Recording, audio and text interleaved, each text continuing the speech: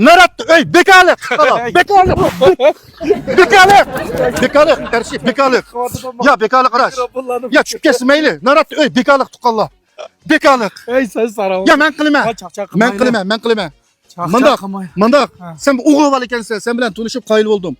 Liqqa adam kelyapti. Ha, to'g'ri. 40 eg'iz uying bor ekan. Yana ular yetmay qilib qolsa, yana atrofdan shu bahar aloqa qilishpayding. Seni shunchalik yuzini qildi, shundaqmi? To'g'ri. Fensi do'stlaring shunchalik yaxshi ko'rgansan, shundaqmi? Men bir ish o'ylab qoldim. Meni filmlarim million ko'rilyapti, qara. Qo'shib oldigan odam, yurak burdigan odam ozga, huzurini surdigan odam jiqqa. Qo'shib olgan odam shunchalik yaxshi ko'rib qoldim. Shunga kun 5 eg'iz uyni.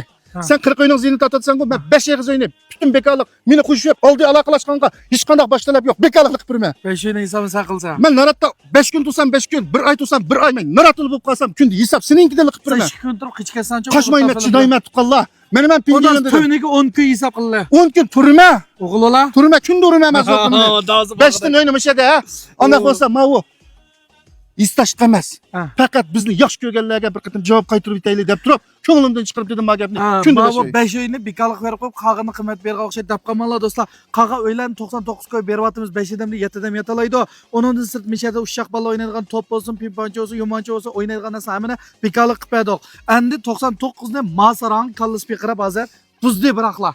Hozir bekalikqa 5 oy kuni taqtirgan bo'ldi. Hech bo'lmaganda 10 kun, balkim 1 oy turib qolsa 1 oy. Unda bo'lsa, moshina degan gapi yag'an bo'lib qolib qolsa, ma yag'an keldi salab.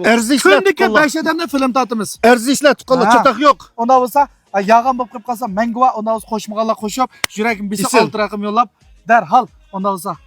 Darhol aloqa qilishinglar